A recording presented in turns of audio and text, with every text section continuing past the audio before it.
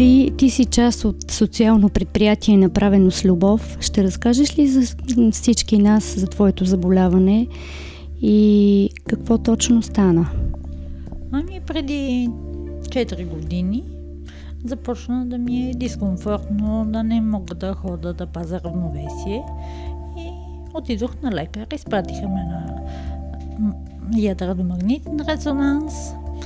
Там беше чиста снимката, но аз продължавах да имам симптоми. След ходене на лекари почувствах се тотално тлен срив. Защото ми казаха, че е заболяване, което е прогресивно и нелечимо. Изплагах го 3 дни, докато бях в болницата и реших, че вкъщи не мога да се прибирам така унила и трябва да дам всичко от себе си и другите да са с мен. И така. Започнах да съм вкъщи. Какво да правя? Реших да си правя нещо да се занимавам. Видях, че въжето ми достави удоволствие. Направих си за вкъщи кашпа. След това усетих, че ми доставя удоволствие.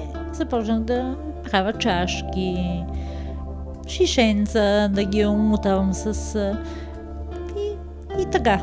Започнах да правя подаръци от въжета и усетих, че това е моето нещо, което ми запълва, осмисля времето и не мисля за лоши неща. Един ден моя най-близка приятелка ми търси за рождения ден подарък и влиза в вашето магазинче и избира подарък.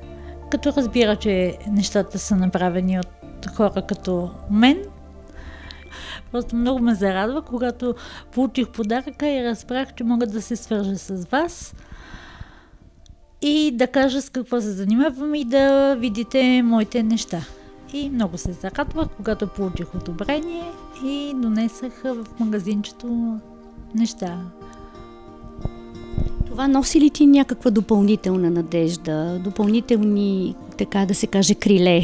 Да, защото по този начин има къде да ги покажа, има къде да ги дам, защото в един момент станаха много и няма какво да ги правя вкъщи.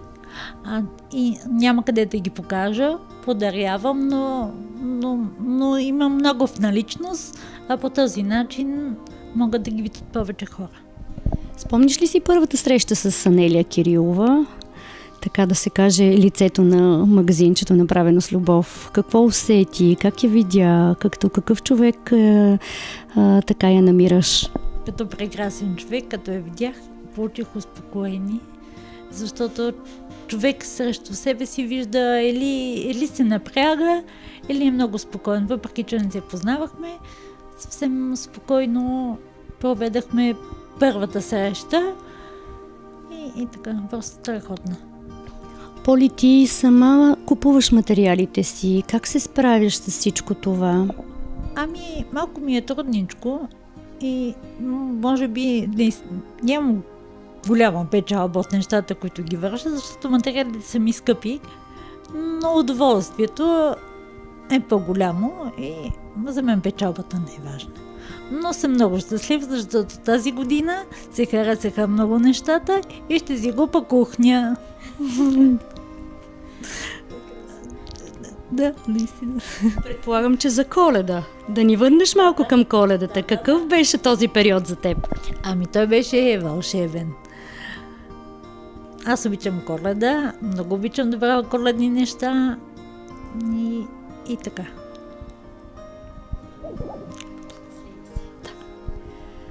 Тук около нас вече видяхме първомартинските изненади.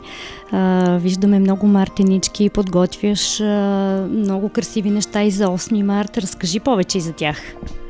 Ами сега мина Коледа, сега идва Баба Марта. Аз не правя мартинички, които се връзват на ръце или нещо. Правя за здраве, за вкъщи, да си окачи човек вкъщи. Да показвам ли нещо? Не. така, за 8 март също символични подаръци. И така. И идва ли празник, идва ми идейте в главата.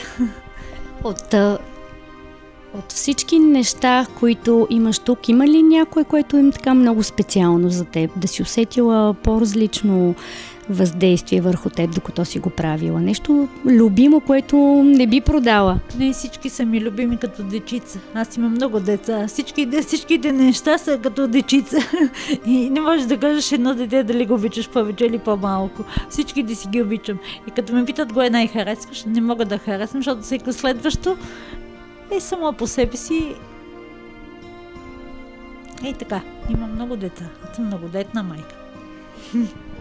А до момента имала ли си някоя така по-интересна поръчка или те първа предстои? Нещо, което така да не си правила до момента, но да сте предизвикали? Бях правила дърво на живота. Поръча ми го Нели и стана чудесно и се продаде. Човек може или да е полезен, или да се самозажалява и да се убива допълнително. Аз предпочитам да живея както ми е